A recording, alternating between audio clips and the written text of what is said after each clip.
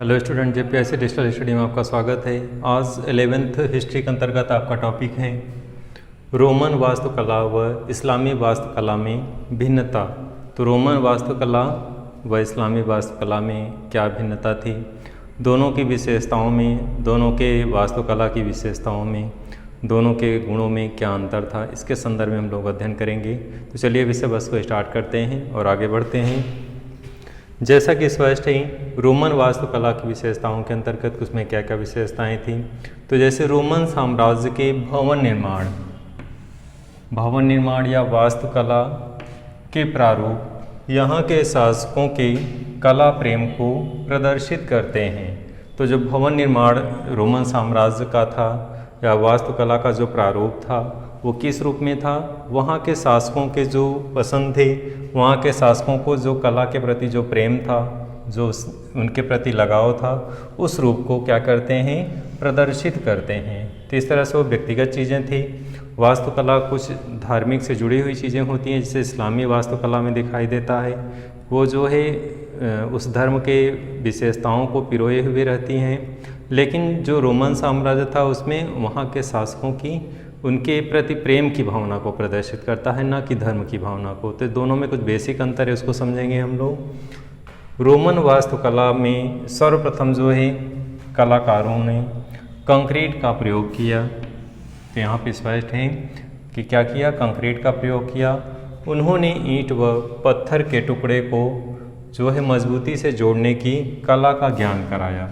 तो पत्थर व ईंट को जो है एक दूसरे से ब्लॉक को जोड़ने के लिए उन्होंने एक जो है अलग से कला का विकास किया, जिससे जो है ऊंची ऊंची बिल्डिंगों को निर्मित किया जाने लगा। तो इसी कला के भी जानते थे इस कला को, और पत्थर के टुकड़े को और ईंटों को कैसे एक दूसरे से जोड़ा गया, इस मजबूती से जोड़ने का कार्य किया गया।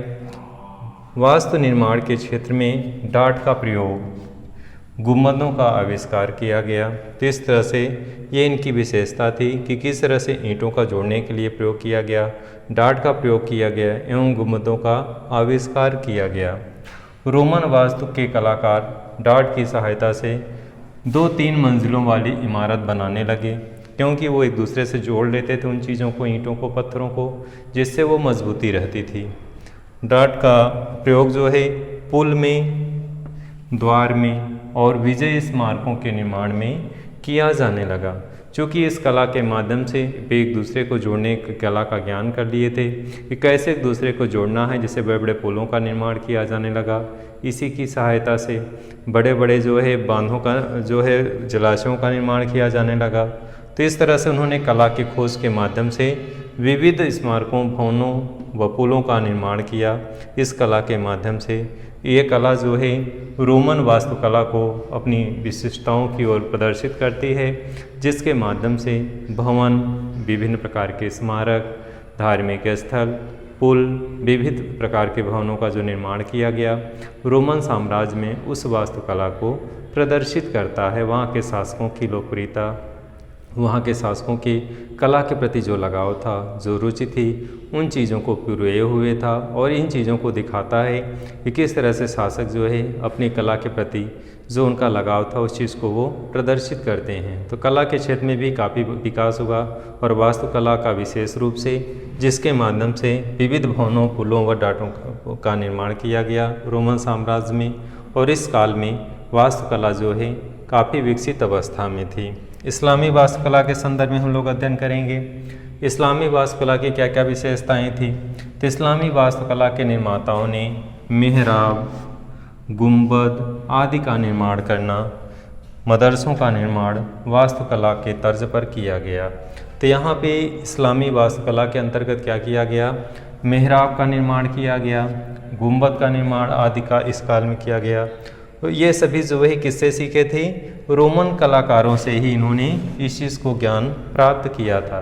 तो यहाँ पे जो इस्लाम के जो इस तरह के जो कलाकार थे, या इस्लामी वास्तुकला का जो विकास हुआ था, वे रोमन वास्तुकला में जो विकास हुआ था उन्हीं विशेषताओं को क्या किए थे, ग्रहण किए थे। तो यहाँ पे जो चीज़ें दिख रही हैं कि इस्लामी वास्तुकला के निर्माताओं ने क्या सीखा था रोमन वास्तुकला से, जैसे मेहराब बनाना है, गुंबद बनाना है आदि का निर्माण जो है रोमन कलाकारों से ही इन्होंने सीखा था या प्राप्त किया था इस ज्ञान को।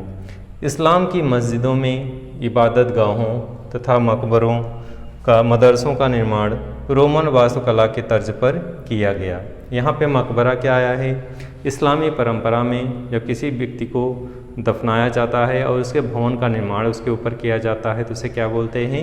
मकबरा बोलते हैं। तो यहाँ पे भी स्पष्ट है कि मकबरों व मदरसों का निर्माण रोमन वास्तुकला की तर्ज पर किया गया। यानी रोमन वास्तुकला में जिस रूप में वास्तुकला की जो विशेषताएं थीं उन विशेषताओं के तर्ज पर इनका निर्माण किया गया।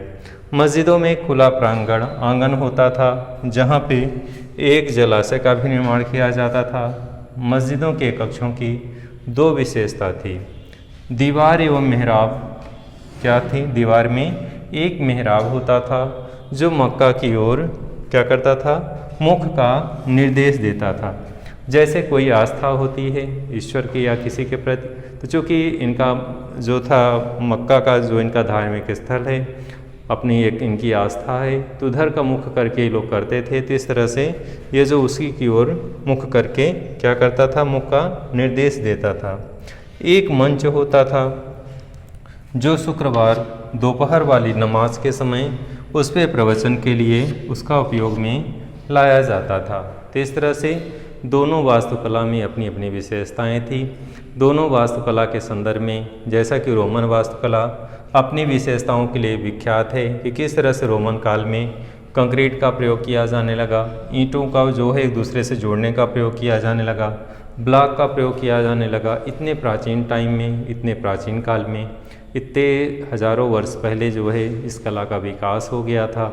और इस कला के विकास के कारण पुल जो थे आवागमन या यातायात के जो थे एक माध्यम होते हैं एक दूसरे को जोड़ने के लिए, और ऐसी स्थिति में अगर पुलों का निर्माण इस रूप में किया जाने लगा तो यातायात जो है विकसित अवस्था में थे। पुलों के बन जाने के कारण लोगों को एक दूसरे स्थानों पर आने जाने में आसानी हो गई। तो इस तरह से इस काल में जिस डाट का प्रयोग किया गया, जिस पत्थर को एक दूसरे से जोड़ने का प्रयोग किया गया, जिस कला का विकास किया गया, उससे आवागमन के साधनों का काफ़ी विकास हुआ। और इसी के कारण जो है कई मंजिले भवनों का निर्माण किया गया, मेहराबों का निर्माण किया गया, स्तंभों का निर्माण किया गया, ऊंची ऊंची दीवारों बनाई गई। और इसका ये परिणाम हुआ कि कला और वास्तुकला, चित्रकला के क्षेत्र में काफ़ी विकास हुआ। इस काल में जो है नक्काशी किए जाते थे भवनों में, और इन नक्काशी के माध्यम से जो है उस भवन को सुंदर बनाया जाता था।